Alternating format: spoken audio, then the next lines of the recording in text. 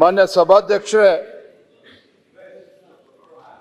ಶ್ರೀ ಕ್ಷೇತ್ರ ಧರ್ಮಸ್ಥಳದ ವಿಚಾರದಲ್ಲಿ ರಾಜ್ಯದಲ್ಲಿ ಈ ರೀತಿ ಚರ್ಚೆಗಳು ಆಗ್ತದೆ, ನಾವು ಕೂಡ ಸದನದಲ್ಲಿ ಇದನ್ನ ಚರ್ಚೆ ಮಾಡ್ತೇವೆ ಅಂತ ಪರಿಸ್ಥಿತಿ ಬರ್ತದೆ ಅಂತೇಳಿ ನಾವು ಯಾರೂ ಕೂಡ ಊಹಿಸ್ಕೊಳ್ಳೋದಕ್ಕೆ ಸಾಧ್ಯ ಇಲ್ಲ.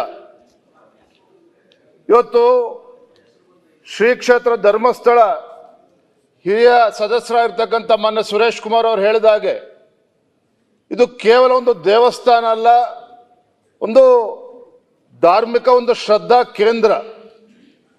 ಇವತ್ತು ಇಂಥ ಧಾರ್ಮಿಕ ಶ್ರದ್ಧಾ ಕೇಂದ್ರದ ಬಗ್ಗೆ ಇವತ್ತು ಈ ರೀತಿಯ ಆರೋಪಗಳು ಬಂದಂಥ ಸಂದರ್ಭದಲ್ಲಿ ನನ್ನ ಪ್ರಕಾರ ರಾಜ್ಯ ಸರ್ಕಾರ ಒಂದು SIT ಘಟನೆ ಮಾಡ್ತಕ್ಕಂಥ ಮುಂಚಿತವಾಗಿ ಯಾರು ಆ ಮುಸುಕುದಾರಿ ಅಥವಾ ಕಂಪ್ಲೇನೆಂಟ್ ಯಾರು ಮುಂದೆ ಬಂದಿದ್ದಾನೆ ಅವನ ಹಿನ್ನೆಲೆ ಏನು, ಅವನ ಪೂರ್ವಪರ ವಿಚಾರವನ್ನು ರಾಜ್ಯ ಸರ್ಕಾರ ಅಥವಾ ಪೊಲೀಸ್ ಇಲಾಖೆ ಮಾಡಬೇಕಾಗಿತ್ತು. ಇವತ್ತು ಎಲ್ರಿಗೂ ಕೂಡ ರಾಜ್ಯದ ಜನ ಪ್ರಶ್ನೆ ಮಾಡ್ತಾ ಇದ್ದಾರೆ. ಇವತ್ತು ರಾಜ್ಯ ಸರ್ಕಾರ ಮಾನ್ಯ ಮುಖ್ಯಮಂತ್ರಿಗಳು ಶನಿವಾರ ಸಂಜೆ ಹೇಳ್ತಾರೆ SIT ನಾವು ತನಿಖೆ ಮಾಡೋದಿಲ್ಲ ಅಂತ ಹೇಳಿಕೆಯನ್ನು ಕೂಡ ಕೊಟ್ಟಿದ್ದಾರೆ. ಆದರೆ ಭಾನುವಾರ ಬೆಳಗ್ಗೆ SIT ತನಿಖೆ ಮಾಡ್ತೇವೆ ಅಂತೇಳಿ ಸ್ವತಃ ಮುಖ್ಯಮಂತ್ರಿಗಳು ಕೂಡ ಹೇಳಿಕೆಯನ್ನು ಕೊಟ್ಟಿದ್ದಾರೆ.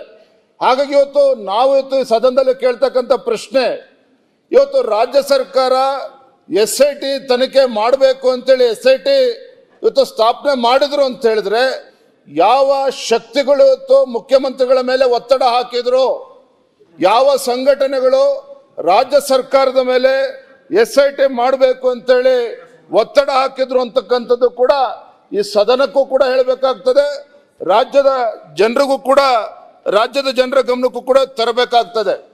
ಸಾಕಷ್ಟು ಅಪಪ್ರಚಾರಗಳಾಗಿದ್ದಾವೆ ಇವತ್ತು ಈ ವಿಚಾರದಲ್ಲಿ. ಕೇವಲ ರಾಜ್ಯದಲ್ಲಷ್ಟೇ ಅಲ್ಲ, ರಾಷ್ಟ್ರದಲ್ಲಷ್ಟೇ ಅಲ್ಲ, ಅಂತಾರಾಷ್ಟ್ರೀಯ ಮಟ್ಟದಲ್ಲೂ ಕೂಡ ಈ ವಿಚಾರವಾಗಿ ಇವತ್ತು ಸಾಕಷ್ಟು ಅಪಪ್ರಚಾರ ಆಗಿದೆ.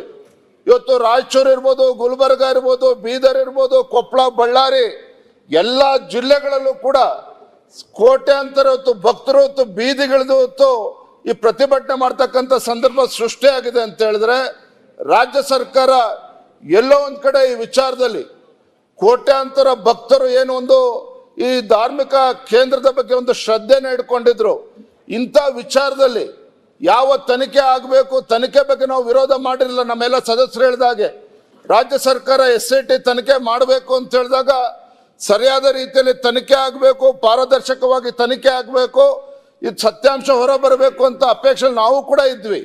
ಆದರೆ ಯಾವ ರೀತಿ ಇವತ್ತು ಅಲ್ಲಿ ದಿನನಿತ್ಯ ಒಂದೊಂದೇ ಗುಂಡಿಗಳನ್ನು ತೆಗಿತಕ್ಕಂಥದ್ದು, ಒಂದೊಂದು ದಿನ 1 ಆಯ್ತು, 2 ಆಯ್ತು, 14 ಆಯ್ತು, 15 ಆಯ್ತು, ಅಂದರೆ ಈ ರೀತಿ ಹುಚ್ಚಾಟ ಏನು ನಡೀತಾ ಇದೆ. ರಾಜ್ಯದ ಜನ ಆಕ್ರೋಶ ಭರಿತರಾಗಿದ್ದಾರೆ. ಇಂತಹ ವಿಚಾರದಲ್ಲಿ ಇವತ್ತು ಹಿಂದೂಗಳ ಭಾವನೆಗೆ ಧಕ್ಕೆ ಬರ್ತಕ್ಕಂಥ ಸಂದರ್ಭ ಈಗಾಗಲೇ ಸೃಷ್ಟಿಯಾಗಿದೆ.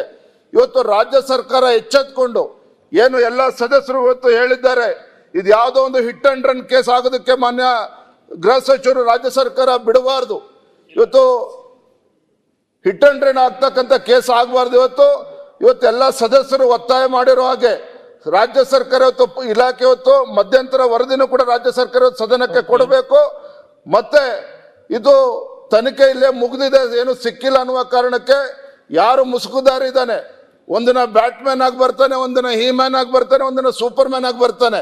ಯಾರು ಈ ವ್ಯಕ್ತಿ ಇದ್ದಾನೆ ಇವನ ಬಗ್ಗೆ ಮತ್ತೆ ಇವನ ಹಿಂದೆ ಇರ್ತಕ್ಕಂಥ ವ್ಯಕ್ತಿಗಳ ಬಗ್ಗೆನೂ ಕೂಡ ಸರಿಯಾದ ರೀತಿಯಂತ ತನಿಖೆ ಆಗಬೇಕು ಅಂತೇಳಿ ನಾನು ಈ ಸಂದರ್ಭದಲ್ಲಿ ಆಗ್ರಹ ಮಾಡ್ತೇನೆ ಮಾನ್ಯ ಸಭಾಧ್ಯಕ್ಷ. ನೆಕ್ಸ್ಟ್ ರಂಗನಾಥ್. ನ್ಯೂಸ್ ಫಸ್ಟ್ ನಿರ್ಭೀತಿಯಿಂದ ನಿಮ್ಮ ಪರವಾಗಿ.